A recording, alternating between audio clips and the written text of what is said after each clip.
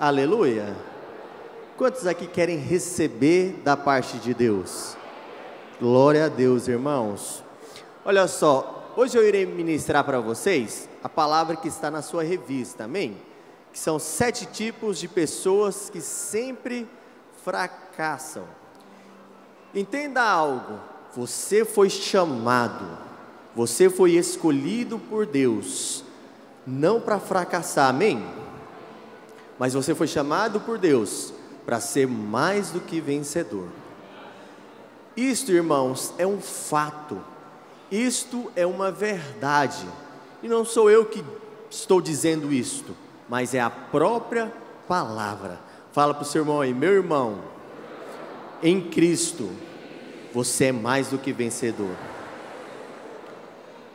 Sabe, irmãos, quando Jesus, ele andou aqui na terra, muitas pessoas vieram ter com ele, e dessas pessoas que vieram ter com Jesus, muitos foram abençoados. Não tem como você andar com Jesus e não ser abençoado. Não tem como você andar com Jesus e ter a sua vida, transformada.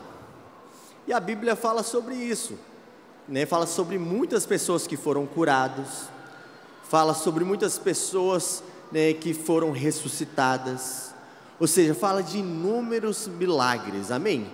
Tudo isso é bênção do Senhor, sim ou não? Sim. Vamos cessar toda a movimentação, 1, 2, 3 e... Mas existiu também pessoas que não foram abençoadas. Que tipo de pessoas que eram essas, pastor? Eram os fariseus. Ou seja, os fariseus, a atitude deles, não agradava ao Senhor. Deus amava eles, mas através da sua atitude, eles não eram abençoados. E sabe, irmãos, hoje eu quero compartilhar aqui com vocês sobre 7 pessoas que sempre fracassam. Fala assim comigo, em nome de Jesus, eu não faço parte dessas 7. Aleluia, glória a Deus. Fala para o seu irmão aí, meu irmão, você não faz parte dessas 7 pessoas. Amém? Então eu gostaria que você prestasse bastante atenção no que eu irei pregar para você nessa noite, amém? Então, a primeira pessoa que nós podemos ver aqui é o incrédulo.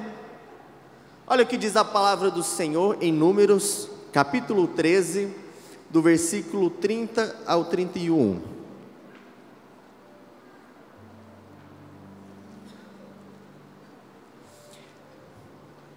Então Caleb fez calar o povo perante Moisés e disse: Eia, subamos e possuamos a terra, porque certamente prevaleceremos contra ela. Porém os homens que com ele tinham subido disseram: Não poderemos subir contra aquele povo, porque é mais forte do que nós. Você pode perceber que a atitude de Caleb foi totalmente diferente da atitude daqueles outros 10 espias. Ou seja, Caleb, ele teve uma atitude de fé, enquanto os outros 10 tiveram uma atitude de incredulidade. Por causa da incredulidade daqueles 10 homens, daqueles 10 espias, toda uma geração morreu no deserto. Então, a fé é a coisa mais importante aos olhos de Deus. Fala assim comigo, a fé é a coisa mais importante aos olhos de Deus. Projeta para mim Hebreus, capítulo 11, versículo 6. De fato, sem fé é impossível agradar a Deus, porquanto é necessário que aquele que aproxima de Deus creia que Ele existe e que se torna galardoador do que os buscam. Tem como você agradar a Deus sendo incrédulo?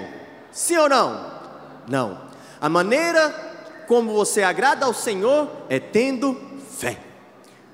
Por isso que o incrédulo, ele não pode prosperar.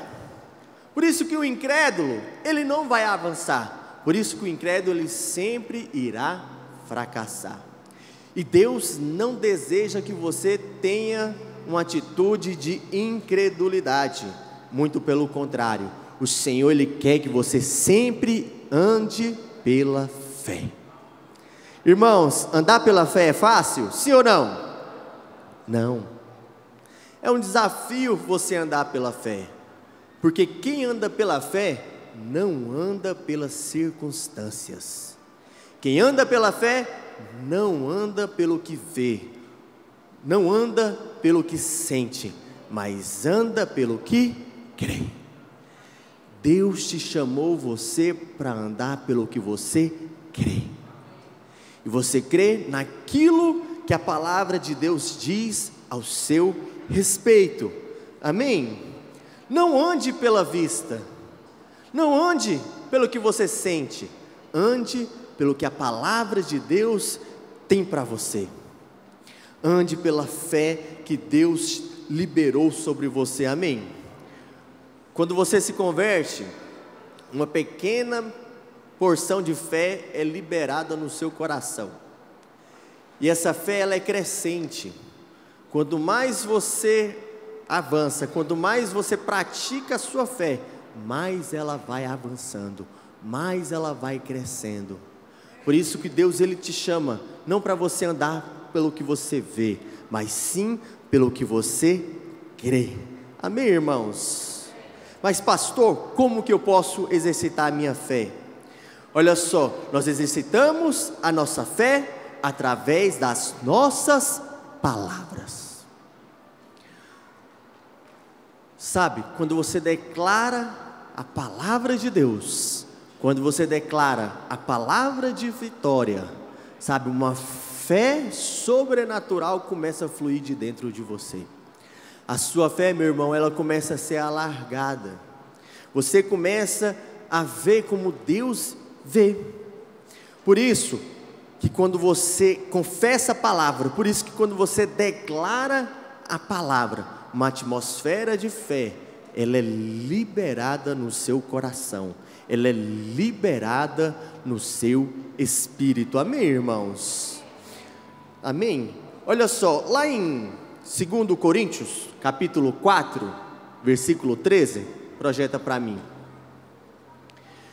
Tendo, porém, o mesmo espírito da fé, como está escrito, eu criei, por isso é que falei. A fé, meu irmão, é um espírito. Amém? Ela é um espírito. Quando você chega em uma célula, onde que o líder é cheio do espírito, você pode ter certeza que todos os membros daquela célula serão cheios do espírito também. Sabia disso? Por quê? Porque o espírito, ele passa.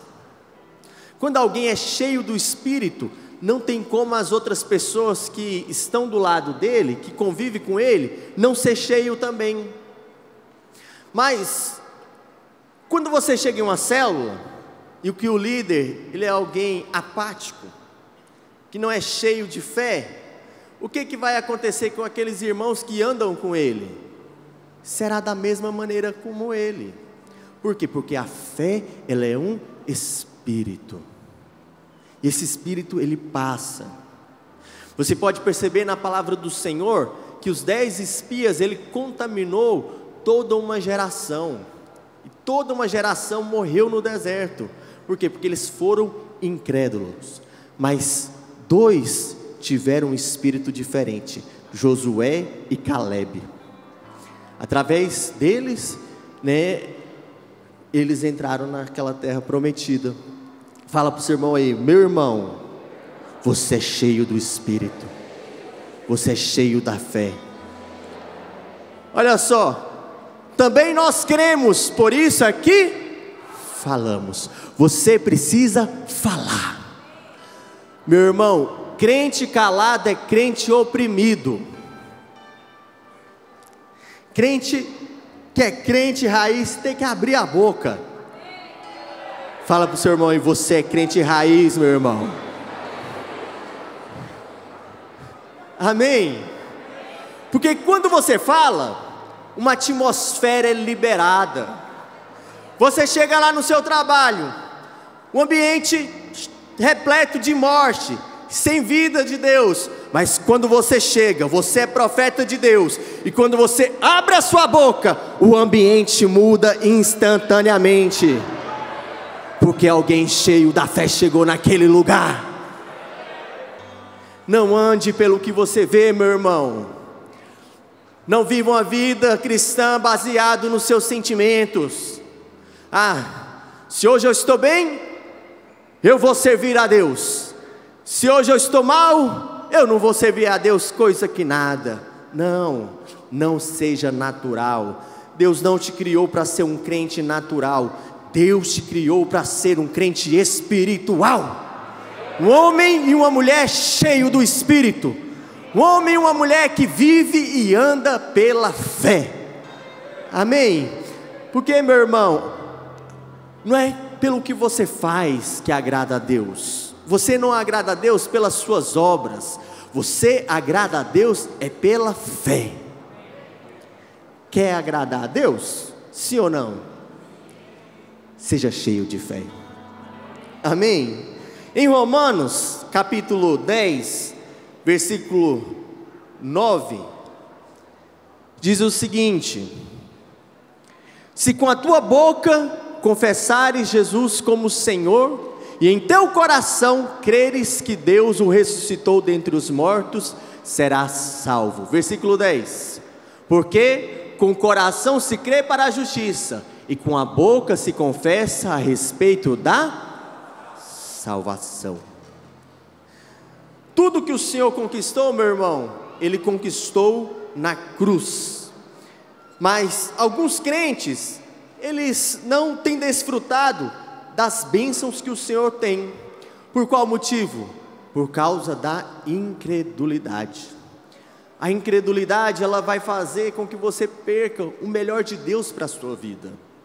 Talvez eu estou pregando aqui para você, você está me ouvindo, mas você fica aí no seu lugar. Será que isso é verdade? Deixa eu te falar algo. Existem palavras que não pode ter no vocabulário do crente.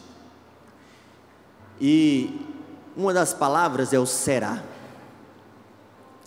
O será, ele te dá,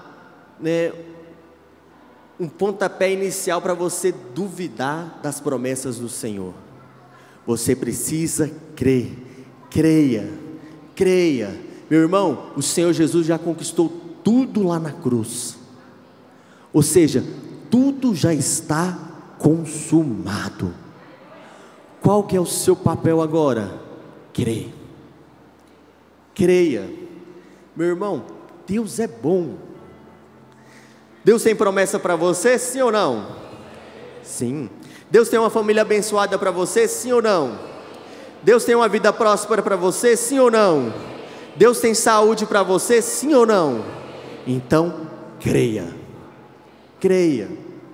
Meu irmão, a enfermidade bateu na sua porta, declare a verdade. Eu sou curado. Todas as minhas enfermidades foram levadas lá na cruz do Calvário. O fato está aí. Talvez você está enfermo, é um fato. Talvez você está passando ali por um problema na sua vida financeira, é um fato. Mas não é a verdade. A verdade é o que a palavra de Deus diz ao seu respeito. A palavra de Deus diz que você tem uma vida em abundância. A palavra do Senhor diz que você é curado, que praga nenhuma chegará na sua tenda. A palavra do Senhor diz que tudo que você colocar nas suas mãos, você vai prosperar. Fique com a palavra. Quando você fica com a palavra, quando você crê que Jesus, conquistou todas as coisas para você, lá na cruz, meu irmão, você anda em uma outra dimensão. Você começa a andar na dimensão da fé, na dimensão do Espírito. Amém? Por quê, pastor? Porque a fé é a moeda do céu. Fala assim comigo: a fé é a moeda do céu.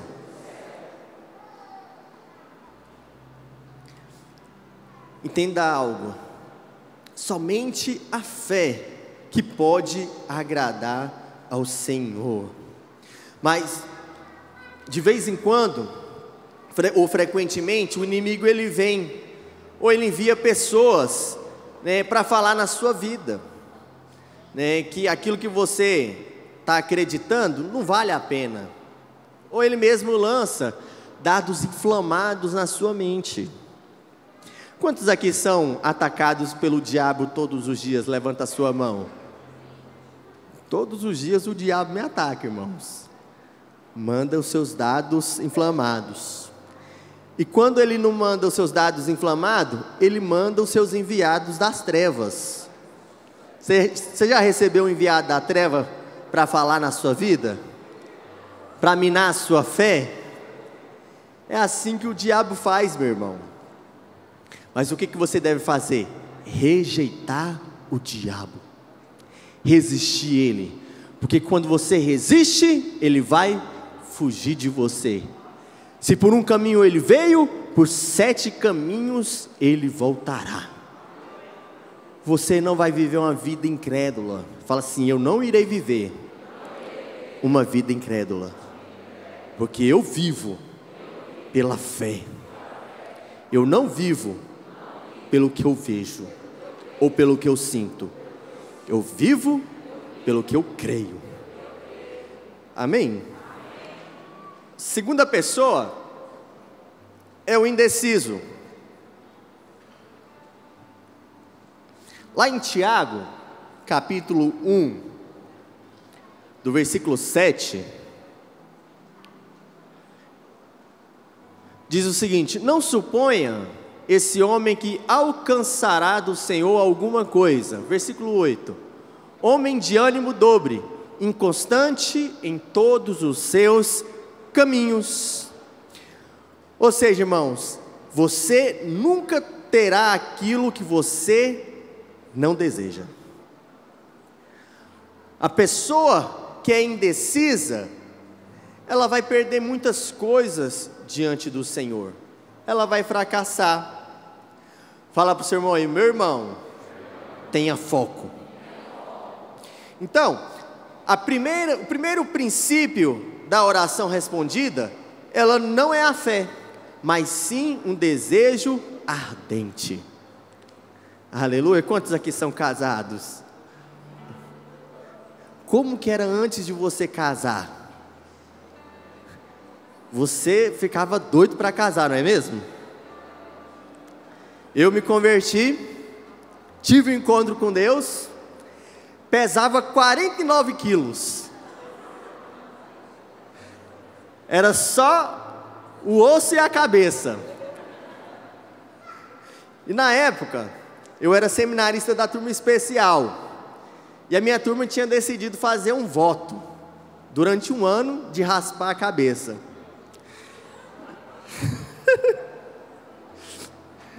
E um dos meus pedidos nesse voto era para conhecer a minha esposa.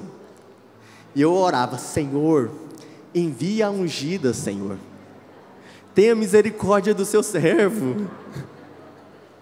E eu me converti. Uma das coisas que Deus restaurou na minha vida foi de eu ter uma família, de eu casar, ter filhos, Era um dos sonhos que o diabo tinha destruído lá no mundo. E quando eu me converti, Deus ele restaurou esse sonho. E desde quando eu me converti, eu ficava orando: Senhor, envia a bênção de Deus na minha vida, Senhor. Aí passou um ano e nada. Um ano de convertido. E eu continuando orando. Todo jejum eu colocava lá na fichinha de oração: Senhor, eu quero casar, quero ter minha família. 2 anos, nada. 3 anos, nada. 4 anos, nada. Eu já estava desesperado. No 5º ano, Deus enviou a ungida. Aleluia. casei com ela, tive 2 filhos, estou orando para ter o terceiro, aleluia, amém. Por quê? Porque eu sou o melhor? Não, porque eu tinha um foco, era um desejo ardente no meu coração. Muitas pessoas querem casar, mas não é um desejo ardente no coração dele. Ele quer casar, mas não queima no coração dele. Ele vai falar com Deus e ele fala: ah, Senhor, eu quero casar, envia alguém aí para me casar. Desse jeito. A partir do momento quando você tem um desejo no seu coração, você começa a buscar com mais intensidade. Amém? Então, o indeciso, ele não tem propósito. O indeciso, ele não tem um alvo, ele não tem um objetivo. Ele vive como aquela música, uma música secular: deixa a vida me levar, vida leva eu. E não é assim, meu irmão. O Senhor, Ele quer que você tenha o quê? Precisão. O Senhor, Ele quer que você, veja aquilo que queima no seu coração e que você peça. Peça, não cesse de pedir, não pare. Se é um casamento, peça. Deixe esse desejo queimar no seu coração. Se é para você passar em um concurso público, peça. Não desista. Sabe, esse desejo não foi qualquer um que colocou, foi o Senhor. Amém? Sabe, irmãos, quando somos suficientemente específicos, nós definimos a nossa ação. Tem gente que ora para Deus: Senhor, eu quero um carro. Ele pede um carro para Deus. Aí Deus vai dar um carro para ele. Aí Deus vai lá dar um Fusca, todo quebrado. Deus deu um carro, não deu? Sim ou não? Mas ele especificou a maneira como que ele queria o carro dele? Não. Especifica. Deixa eu te falar, o Deus que você serve é um Deus de detalhes. Eu orava, quando eu colocava a minha esposa diante do Senhor: Senhor, eu quero uma mulher baixinha, magrinha, 1,55 m mais ou menos, não pode ser mais alto do que eu, e que não seja brava. O brava não funciona muito não. Mas o restante deu tudo certo. E teve algo que eu coloquei também diante do Senhor: que seja uma mulher que honra os seus pais, que honra o seu pai e que honra a sua mãe. Porque a maneira como ela honrar o pai dela, a maneira como ela honrar a mãe dela, será a maneira como ela irá me honrar. E Deus deu igualzinho. Deus deu a minha princesa. Deus, Ele tem prazer, meu irmão, em te abençoar. Deus, Ele tem prazer em ver com que os desejos do seu coração, que estão alinhados com a palavra dEle, se cumpra. Mas quando você não tem foco, quando você não tem objetivo, quando você é indeciso, não vai fluir. Não vai fluir, não vai acontecer. Pode até acontecer, mas não vai ser da maneira como você esperava. E você vai o quê? Se frustrar. Então, não seja indeciso. Fala para o seu irmão aí: não seja indeciso, meu irmão. Terceira pessoa.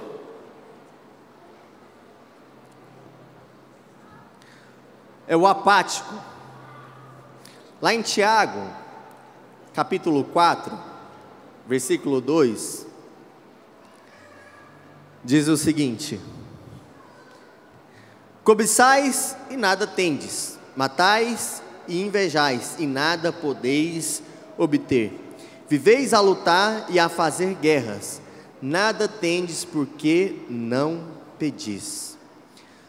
A promessa de Deus são reservadas para aqueles que buscam.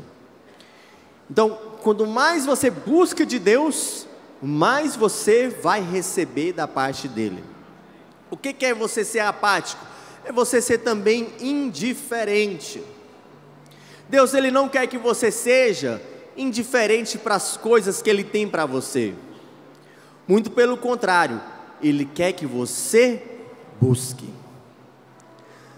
Mas é uma busca, irmãos, até você receber da parte de Deus. Tem gente que começa a busca uma semana, na outra semana ele deixa de buscar. Ah, não, vou incomodar Deus não, Deus tem muita coisa para fazer, não vai se importar com os meus pedidos não. Você já pensou dessa maneira? Eu pensava assim, eu não pedia nada para Deus, por quê? Porque eu pensava que eu estava incomodando Deus. Mas no dia que eu tive revelação, né, de quem pede, recebe, e quem busca, né, acha, encontra, meu irmão, eu caí para dentro. O Senhor, ele quer que você busque. O Senhor, ele quer que você, busque todas as promessas que ele tem reservada para você, amém? E meu irmão, são milhares de promessas que o Senhor tem para você. O Senhor tem uma vida em abundância para você, amém? Uma das promessas do Senhor é que você e a sua casa vão servir ao Senhor. Uma das promessas do Senhor é que você tem vida em abundância, saúde, paz, alegria. Isso são promessas, meus irmãos. Está tudo na sua palavra. Lá em Jeremias, capítulo 29, versículo 13, projeta para mim, por favor. Buscar-me-eis quando me buscardes pela metade do vosso coração. É isso, irmãos, que está escrito? Não, é quando me buscardes de todo. Sabe qual que é o significado da palavra todo? Sim ou não? O significado da palavra todo é todo, com todas as suas forças. Porque quando você busca, você acha. Mas aqui tem uma chave. Você só encontra, você só acha aquilo quando você busca de todo o seu coração. Então, quando você buscar o Senhor de todo o seu coração, quando você buscar todas as promessas dele para a sua vida de todo o seu coração, você vai achar, você vai encontrar. Por quê, irmãos? Porque está tudo ali na mesa, está tudo ali preparado para você. Você precisa simplesmente ir lá e se apropriar de cada uma delas, amém? Fala assim: eu creio, por isso eu busco. Olha só o que diz lá em Mateus, capítulo 7, do versículo 7 ao 8.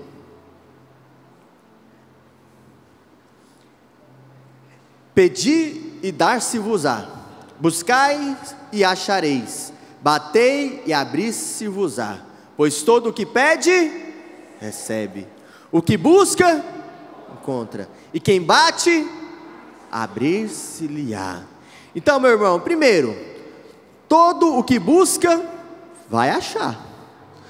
Todo o que bate, a porta vai se abrir. E todo aquele que pede, recebe. Por que nós não recebemos mais do Senhor? Porque nós não pedimos. E quando nós pedimos de maneira errada. Mas quando nós pedimos para o Senhor, alinhado com a sua palavra, você vai receber.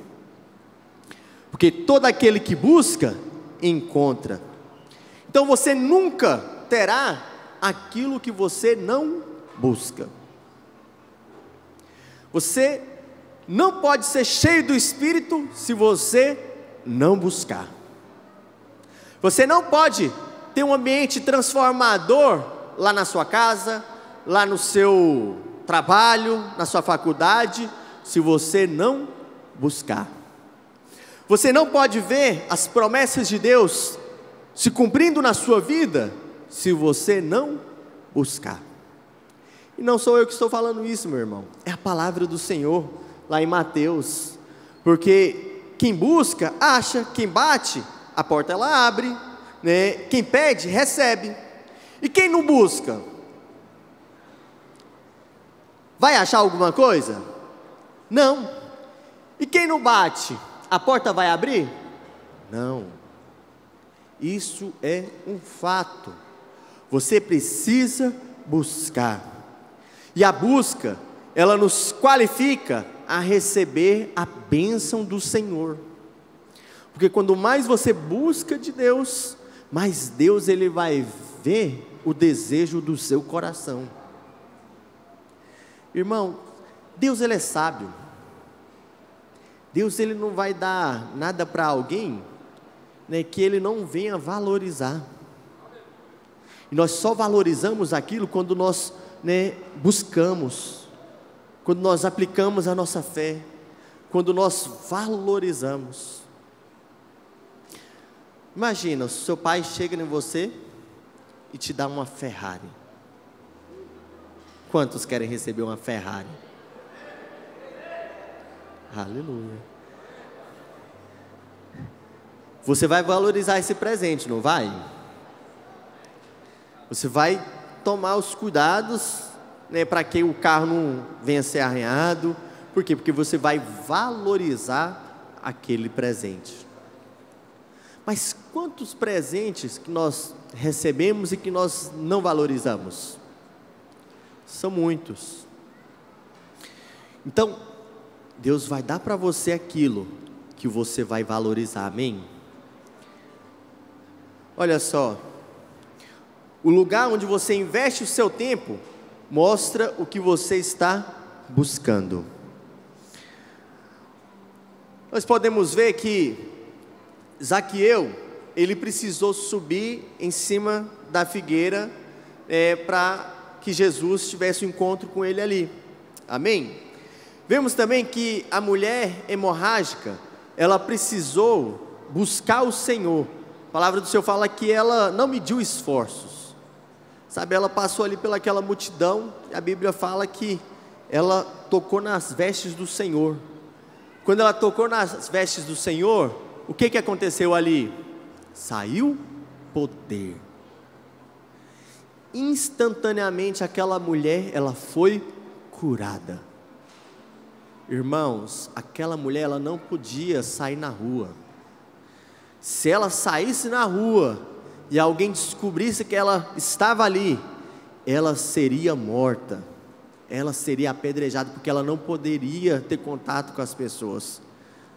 A Bíblia fala que aquela mulher gastou toda a sua fortuna com médicos, com os profissionais daquela época, mas ela ouviu falar de Jesus, e quando ela ouviu falar do Senhor Jesus, ela buscou, e quando ela buscou, ela recebeu o seu milagre. Quando você busca o Senhor, você recebe o seu milagre, amém? Esses dias, nós oramos aqui pela vida da dona Sheila. Quantos lembram? A dona Sheila, ela é uma irmã muito preciosa, trabalha aqui conosco na limpeza da igreja, e ela foi curada. Ela estava com câncer, e o Senhor operou o milagre na vida dela. Esses dias, ela voltou no médico, né? Logo depois que ela tinha feito a cirurgia e tal, e ela tinha que fazer a quimioterapia. O câncer dela deu uma média de 3 quilos, o tamanho do tumor. E ela voltou no médico. Quando o médico passou os exames, para ela fazer, ela fez os exames, levou lá para ele, e não tinha nada, nenhuma célula cancerígena. O tumor dela era, assim, o caso dela era tão grave, irmãos, que de 1000, só um sobrevivia. Eu falei para ela um dia, falei: Sheila, é o seguinte, desses 1000, essa pessoa, esse um que vai sobreviver, será você, minha irmã. o Senhor está no controle. E ela foi curada. Ela foi curada. Por quê? Porque ela é melhor? Não. Porque ela creu. Ela buscou o seu milagre. Amém? Aquela mulher que estava com fluxo de sangue, ela buscou o milagre dela e ela foi curada. Ela não foi apática. Ela não ficou ali esperando. Ela sabia que ela tinha uma necessidade. Quantas vezes nós temos necessidades, irmãos? E nós temos atitudes, apáticas. Não buscamos, não cremos. Mas a vontade do Senhor para nós não é essa. A vontade do Senhor é que todo que pede, recebe. É que todo que busca, encontra. Quem bate, a porta se abre. O que você tem buscado nesses dias, você vai encontrar. O que você tem batido nesses dias, o Senhor vai abrir a porta. O que você tem clamado nesses dias, Ele te dará o seu socorro. Creia nisso. Então fala assim comigo: eu creio. Por isso é que eu falei. Eu creio. Por isso que toda atitude apática sobre a minha vida não tem poder. A quarta pessoa é o desfocado. A única razão para o fracasso é desviar a nossa atenção. Entenda algo: você é alguém que tem foco. Amém? Você é alguém que tem objetivo. Uma pessoa que não tem alvo na sua vida, ela não vai a lugar nenhum. Ela fica o quê? Patinando. Ela não sai do lugar. Ou seja, qualquer coisa controla e domina a atenção daquela pessoa. Fala assim comigo: o foco. Fala com mais poder: o foco nos dá poder. Fala para o seu irmão aí: meu irmão, o foco te dá poder. Fala para o seu irmão de trás aí: meu irmão, o foco te dá poder. Você precisa ser alguém focado. Não estou aqui para te condenar, amém? De maneira nenhuma. Estou aqui simplesmente só para abrir os seus olhos. Você precisa ter um foco. O foco fala de você ter um objetivo. O foco nos fala da gente ter uma perspectiva de vida. Porque quem é focado, pode ter certeza, ele vai conquistar tudo aquilo que ele deseja. Por quê? Porque ele é focado, ele sabe aonde que ele vai chegar. Ele sabe de onde que ele está saindo, mas ele sabe qual é o final dele. Por quê? Porque ele tem foco. É triste você ver irmãs que relacionam com irmãos, que o irmão não tem foco, que o irmão não tem perspectiva. Homens, entenda algo: homem precisa ter foco. O homem de Deus é alguém focado. Amém? O homem focado, ele passa segurança para sua esposa. Ele passa segurança para a sua família. E homens de Deus, vocês são homens focados. Amém? Porque o foco, ele vai gerar poder na sua vida. Deus, ele não quer que nós sejamos pessoas desfocadas, mas sim que nós sejamos homens e mulheres focados naquilo que Ele tem para nós. Lá em Josué, capítulo 1, versículo 7,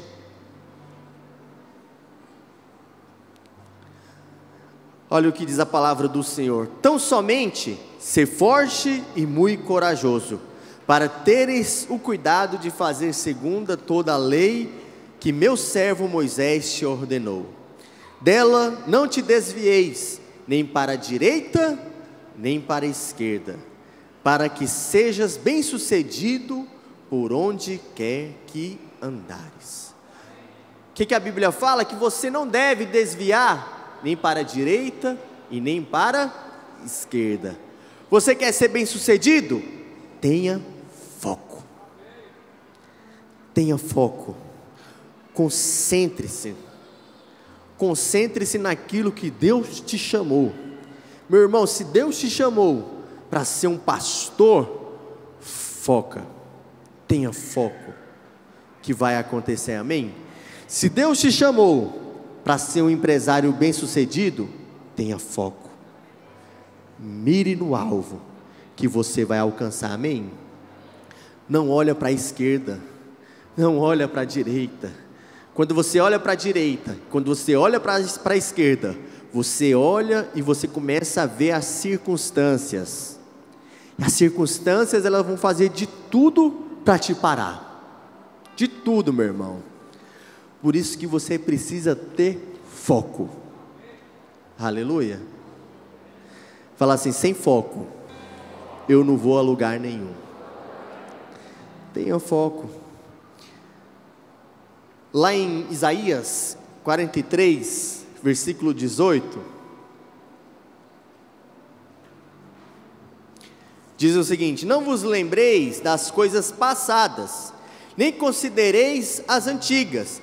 Eis que faço coisa nova, que está saindo à luz. Porventura não o percebeis? Sabe, irmãos, tem muita gente no meio da igreja que vive do passado. Deixa eu te contar algo. Quem vive do passado é museu, viu? Museu que vive do passado. É museu que vive de coisa antiga. Você não deve viver das coisas antigas. O que passou, meu irmão, passou. Agora, tudo se fez novo na sua vida. Você é uma nova criatura. As coisas passadas, morreu. As coisas passadas foram sepultadas, sabe, lá nas águas do batismo. Amém? Fala para o seu irmão aí, você é uma nova criatura, meu irmão.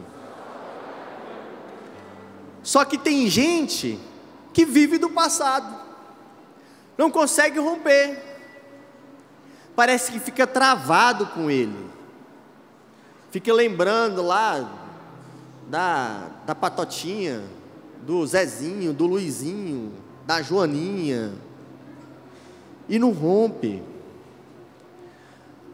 Fica comparando o seu antigo pastor com o seu novo.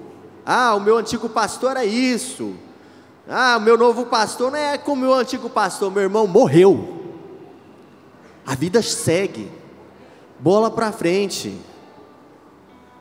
Fala assim comigo: toda comparação é do inferno. Esses dias para trás eu multipliquei a minha rede. Aleluia, irmãos. Eu levantei o obreiro Jefferson, eu fiquei com a minha rede, com a rede de jovens, e o obreiro Jefferson com a rede de adolescentes. Agora é uma nova vida para esses irmãos. Agora o pastor deles é o pastor Jefferson. É obreiro, ainda é obreiro. Então, as coisas velhas ficaram para trás. Tudo se fez novo. Se nós não desfazemos do nosso passado, se nós vivemos em função do nosso passado, não tem como nós experimentarmos do mover de Deus na nossa vida. Por quê? Porque nós sempre iremos ficar em função deles. É igual aquelas pessoas que se relacionam. Vou te dar um exemplo. A irmã, ela tinha um namorado lá no mundo. Aí o namorado dela separou dela, gerou uma ferida na alma, no coração dela. E essa menina, o namorado dela tinha um Fusca verde. Então todas as vezes que ela vê um Fusca verde, ela lembra de quem? Do namorado. Por quê? Porque está presa no passado. É isso que Deus quer para nós, irmãos? Não, não é isso. Está repreendido. Amém? Concentra aqui em mim, irmãos. Lá em Isaías 43, versículo 18.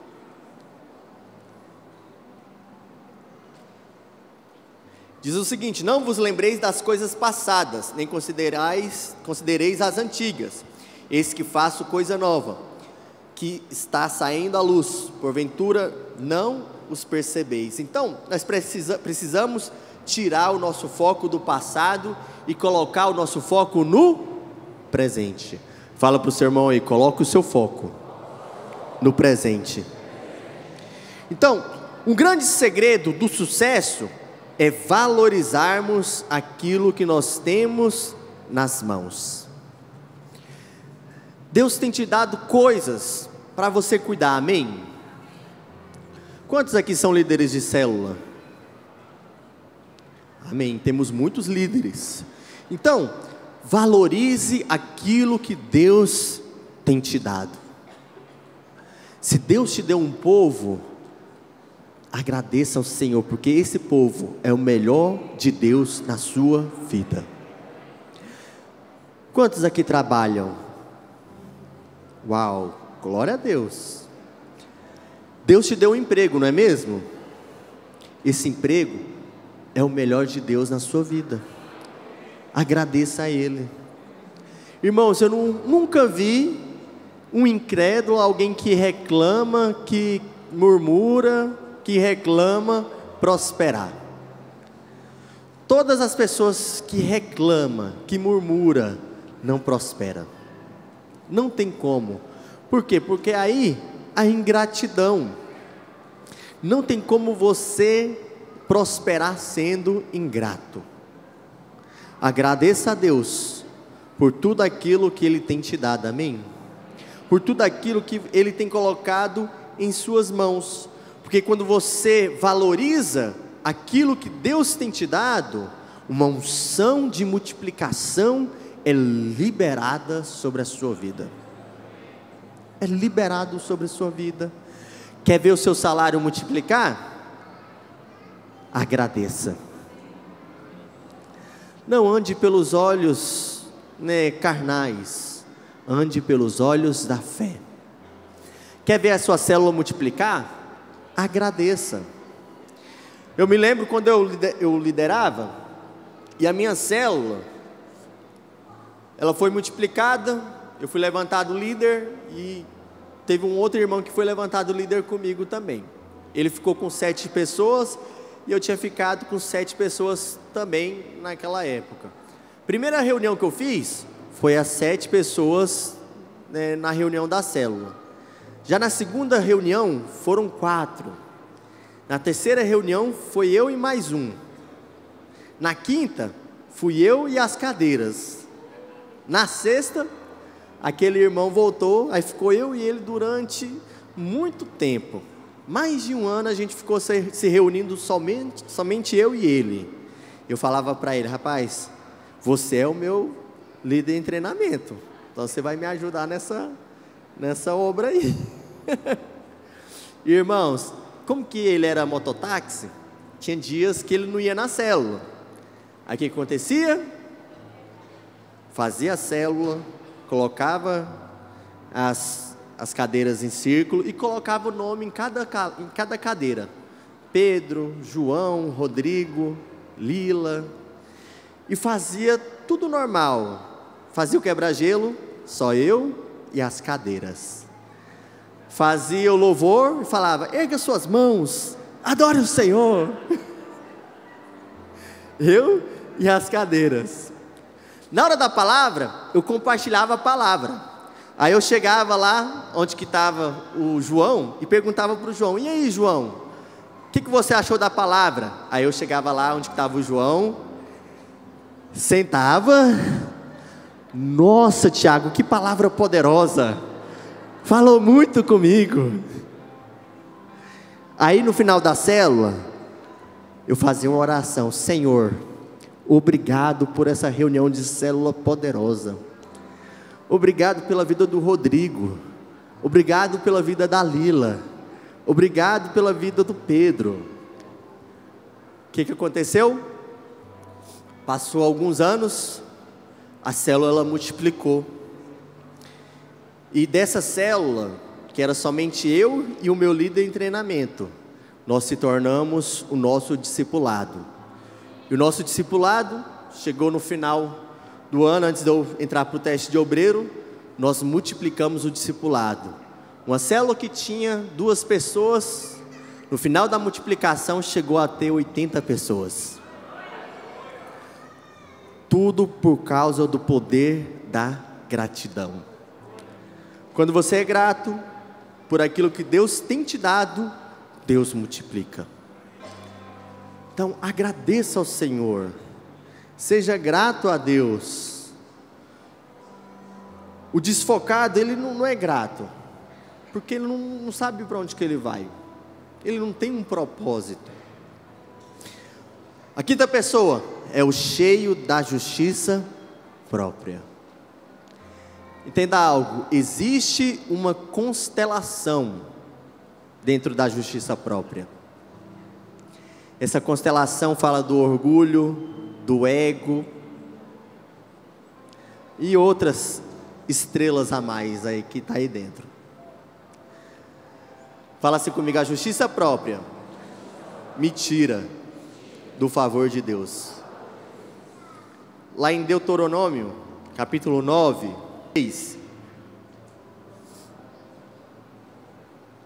diz o seguinte: sabe, pois, que não é por causa da tua justiça que é o Senhor, teu Deus, te dá esta boa terra para possuí-la, pois tu és o povo de dura serviço. Existe 2 tipos de justiça. Existe a justiça de Deus, amém? E existe a justiça própria. A justiça própria, ela vai tirar você do favor de Deus. E entenda algo, irmãos, a coisa mais importante na vida do homem é desfrutar do favor. Fala assim comigo: eu sou favorecido. Então, a vontade de Deus é que todos os seus filhos desfrutem desse favor continuamente. Mas, infelizmente, existem muitos irmãos que não têm vivido nessa posição. Por quê? Porque eles decidiram andar por um caminho. E qual foi esse caminho? Decidiram andar pelo caminho da justiça. Ou seja, pelo caminho da justiça própria. E a justiça própria vai tirar você da posição. Entenda algo, existe uma posição, amém? Existe uma posição de graça e favor. Quando você anda pela justiça, você sai dessa posição, você sai dessa graça, você sai desse favor. Esta não é a vontade de Deus para a sua vida. A vontade de Deus para a sua vida é que você viva debaixo do favor. Fala para o seu irmão: é a vontade de Deus para a sua vida é que você vive debaixo do favor. Lá em Gálatas, capítulo 5, versículo 4 ao 5, diz o seguinte: de Cristo vos desligastes, vós que procurais justificar-vos na lei, da graça decaístes, porque pelo Espírito aguardamos a esperança da justiça que provém da fé. Que justiça é essa que provém da fé, irmãos? É a justiça de Deus. Mas tem como eu decair de Cristo, eu desligar de Cristo? Sim. Todas as vezes que você começa a andar pela justiça própria. Porque a graça, irmãos, nada é mais do que Cristo. As pessoas condenam muita gente, né? Porque nós pregamos o evangelho da graça. Uns falam, esse evangelho é um evangelho barato, esse evangelho da graça, né? Eles não sabem de nada, inocente. Sabe, nós não pregamos o evangelho da graça, nós pregamos Cristo, porque Ele é a graça. Só que tem gente que decide viver um evangelho baseado na lei. Tem gente que tem prazer em apanhar. Enquanto mais ele apanha, mais ele fala, bate papai, bate papai. Ô meu irmão, a graça, ela traz libertação. A graça, ela traz libertação. A lei, ela traz condenação, culpa. Porque quem vive na lei, ele não consegue viver nela, ele vai quebrar. E quando ele quebra, qual é a primeira coisa que vem nele? Condenação, acusação. Você pode ver aí, no mundo, que existem muitos irmãos preciosos, que estão desviados. Quantos aqui conhecem um desviado, que é crente mesmo? É desviado. Por quê? Porque ele vive no ensinamento da lei. Ou seja, ele pecou, ele caiu, ele errou. Então, pastor, para mim não há mais esperança. Não tem como mais, porque se eu voltar eu vou cair. E se eu cair, Deus vai me condenar. Deus vai me fuzilar com seus raios. Viu, irmãos? A pessoa nem tem culpa. A pessoa ela não tem culpa. Por quê? Porque a lei ela produz isso. A lei ela produz justiça própria. Nós decaímos da graça quando nós vivemos segundo o merecimento da lei. Então, eu só vou receber de Deus, né, segundo aquilo que eu faço e segundo aquilo que eu mereço. Se eu não mereço, se eu não faço, Deus não vai me abençoar. É assim, irmãos? Sim ou não? Não. Você não recebe nada de Deus porque você precisa fazer. Você recebe tudo de Deus porque você é filho. Você é filho. E mesmo, né, você sendo filho, quando você erra, quando você apronta, quando você vacila, né, o amor de Deus ele não muda com você. Deus ele não toma aquilo que Ele te dá. Deus não faz isso, amém? Eu tenho dois meninos. O meu mais velho está com 4 anos e o meu mais novinho está com 2. Quando eu dou um presente para os meus meninos e eles erram, eu vou lá e tomo o presente deles? Sim ou não?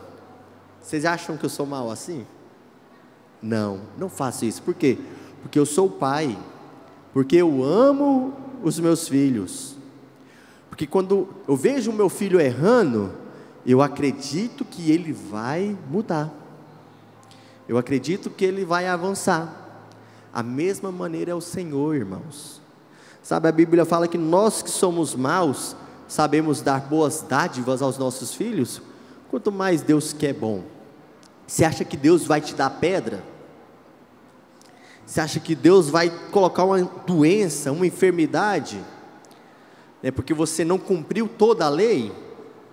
Não.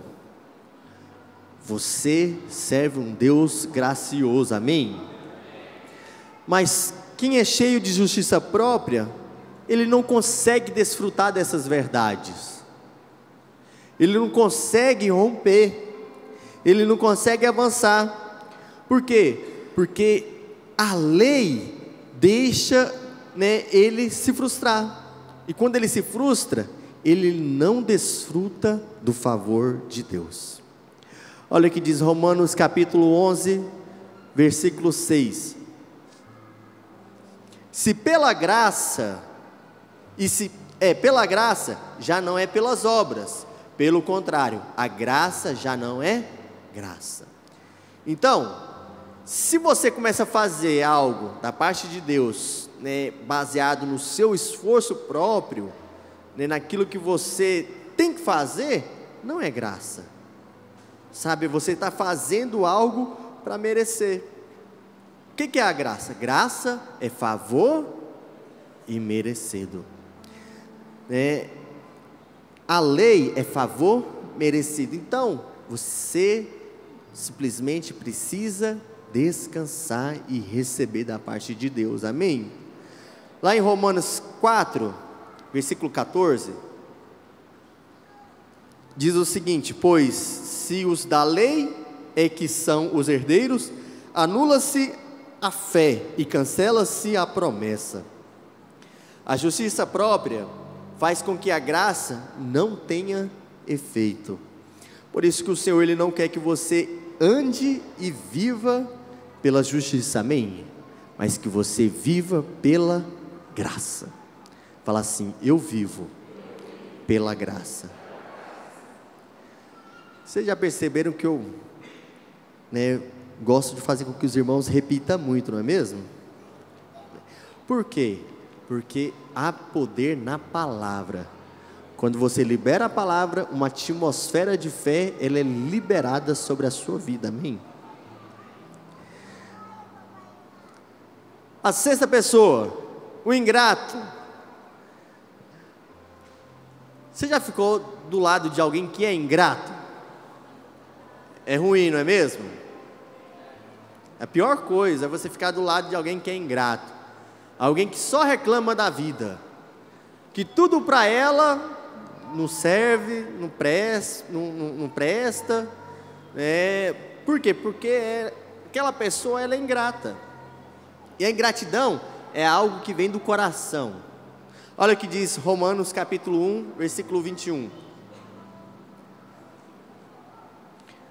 Porquanto, tendo conhecimento de Deus, não o glorificaram como Deus, nem lhe deram graças, antes se tornaram nulos em seus próprios raciocínios, obscurecendo-se-lhes o coração insensato.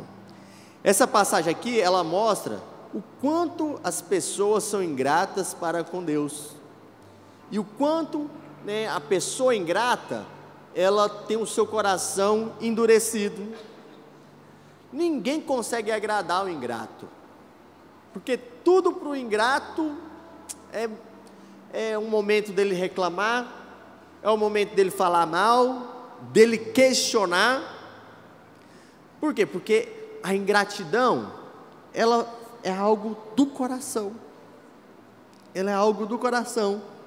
E quem é ingrato, e quem é grato, na verdade, o grato, ele é diferente do ingrato. O grato, ele tem prazer nas coisas. O ingrato não, O grato, ele é grato com aqueles que Deus colocou na vida dele. Ele é grato com o seu líder, ele é grato com o seu pastor, ele é grato com a sua igreja. Já o ingrato não, reclama de tudo. Reclama do líder, reclama do pastor, reclama do lanche da célula. Nessa célula só tem bolacha, só tem pipoca e suco em pó. Ingrato. Entenda algo: o ingrato, ele não vai receber o que Deus tem para ele, então ele vai perder o melhor de Deus. Mas o grato não. O grato, ele se alegra com o suco em pó, ele se alegra com a peta e a bolacha no lanche da célula. Se a célula não tem lanche, ele é grato, amém?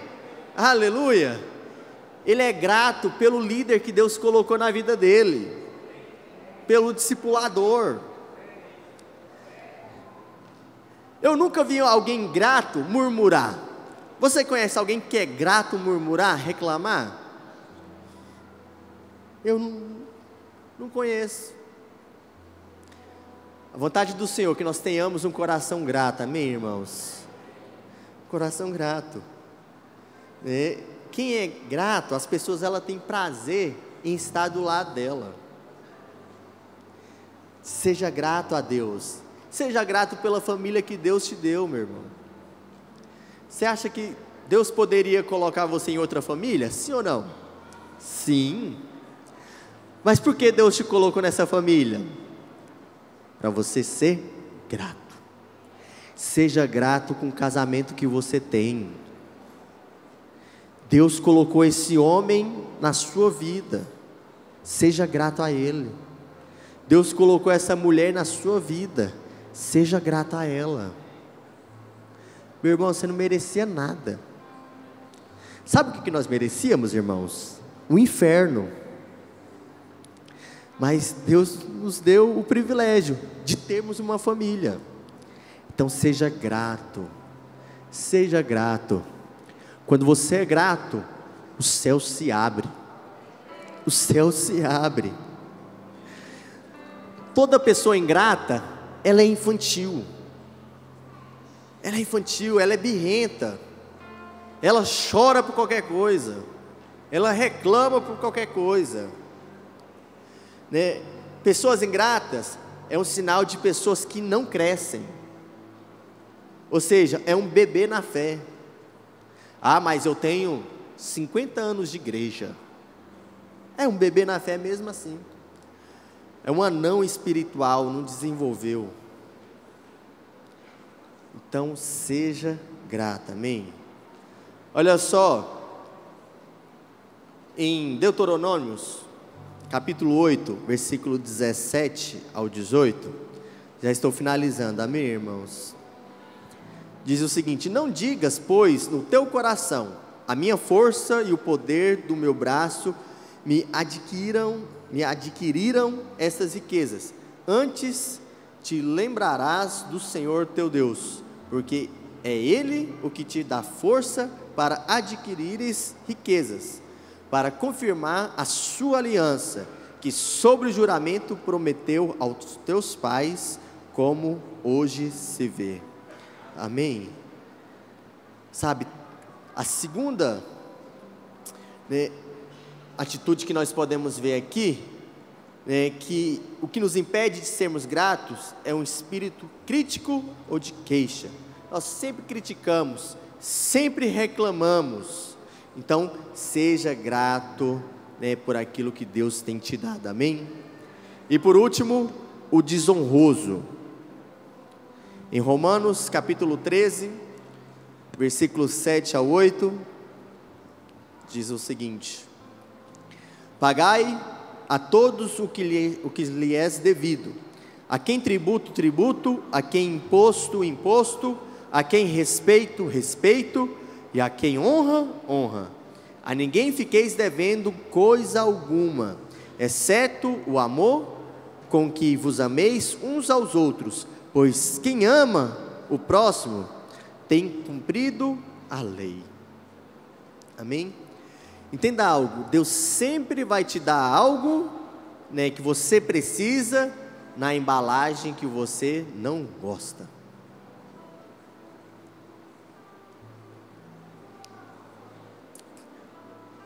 Às vezes, quando há uma mudança de liderança, muitos irmãos não gostam, sai da igreja, fala, né, que ele orou e Deus falou que não ali é o lugar dele. Você já ouviu falar do cala a boca pastor? Deus falou. Esse é o famoso cala a boca pastor. Deus falou, pastor, que não é para me ficar com esse irmão, que é para me andar com outro irmão. Aí o que o pastor vai falar?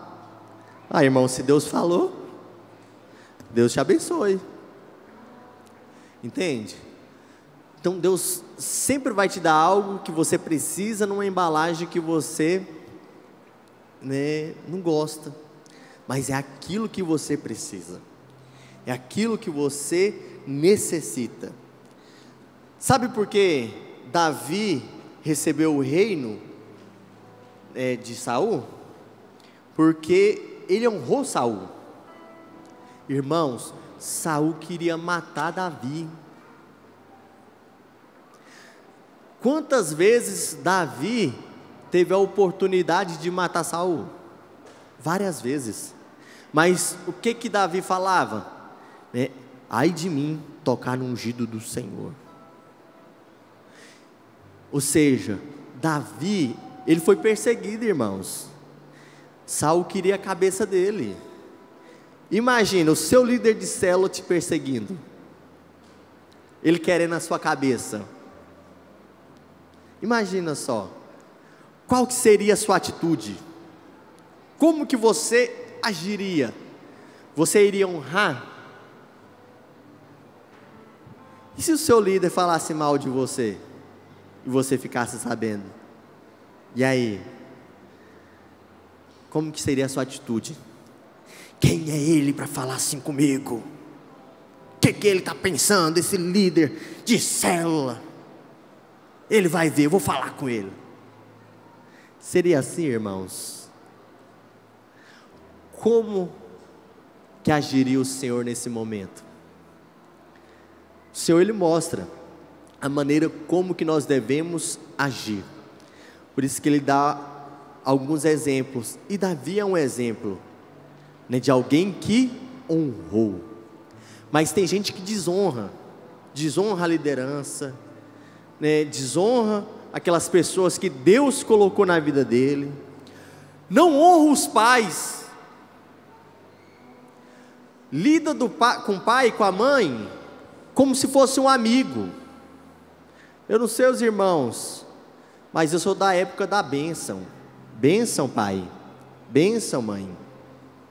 Irmãos, essa é uma tradição poderosa. Mas hoje, você vai conversar com os filhos, os filhos te tratam de igual por igual. E aí, velho? E aí, velha? Se não coloca comida no prato, meu Deus do céu. Sabe, desonra os pais, fala mal dos pais para os amigos, critica. Sabe, não, Deus, Ele não se manifesta aonde tem desonra. Se na célula os membros desonram o líder, Deus não está lá. O diabo sim, mas Deus não. Deus não está lá, porque Deus, Ele não manifesta no lugar onde há desonra. Deus só manifesta num lugar onde há honra. Irmãos, o seu filho não pode falar mais alto que você não. Amém, pais? Pai é pai, filho é filho. Ah, o meu filho é meu amigo. Não existe isso. Você é pai, seu filho é filho. Seu filho deve submeter a você. Sabe, filhos, irmãos, os mais novos aqui, vocês precisam submeter aos seus pais. Há uma bênção na submissão. Quando nós submetemos, Deus nos honra. Existem muitos casamentos destruídos. Estão casados, mas está destruído. Por quê? Porque não há um ambiente de honra. A esposa não honra o seu esposo, não se submete a ele. O esposo não honra a sua esposa. Então, vive o quê? Um pé de guerra. Entenda algo, o seu marido, ele é o cabeça lá da sua casa. Você não tem que falar mais alto que o seu marido. Você tem que submeter a ele. Você deve honrar ele. Porque quando você não honra o seu marido, você está gerando um ambiente de morte lá na sua casa. O diabo está convivendo com você lá dentro. Jesus não está lá. Por quê? Porque Jesus não habita num lugar de desonra. Não habita. O Senhor, Ele só habita num lugar de honra. Então, a honra, ela é algo do coração. Ela é algo do coração. E se nós queremos ser abençoados pelo Senhor, nós devemos, honrar. Existe uma lei espiritual que diz que eu só recebo aquilo que eu honro. Você só vai receber algo do seu esposo se você honrar ele. Você só vai receber algo da sua esposa se você honrar ela. Você só vai receber algo da sua liderança se você honrar ele. não é somente com as palavras. Tem gente que honra com a boca, mas com o coração não honra. Nós devemos honrar com o coração e falar com a boca. Amém? E isso, está relacionado às nossas atitudes. A sua atitude, conforme você lida com quem Deus colocou na sua vida, com as suas autoridades, com seu esposo, a sua esposa, com seus filhos, fala muito ao seu respeito. E nós somos um povo de honra, amém? Vamos ficar de pé? Gostaria de chamar aqui a equipe de louvor.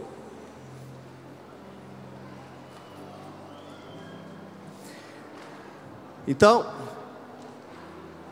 7 pessoas que fracassam sempre. Primeiro, fala assim comigo, o incrédulo. O segundo, o indeciso. O terceiro, o apático. O quarto, o desfocado. O quinto, o cheio de justiça própria. O sexto, o ingrato. E o sétimo, o desonroso. Eu queria que você juntasse mais o seu irmão neste momento, e que você começasse a orar por ele. Enquanto os instrumentos tocam, eu gostaria que nós encerrássemos este momento, orando uns pelos outros, declarando que cada um dos nossos irmãos é alguém que é cheio de graça e de favor, amém? Comece a orar por ele neste momento. Pai, eu quero orar, Senhor, pela vida dos meus irmãos. Espírito Santo de Deus, eu quero declarar, ó Deus, que eles são pessoas, ó Deus, Pai, que são vitoriosos na sua vida, ó Deus, Pai, que nunca e jamais irá se fracassar.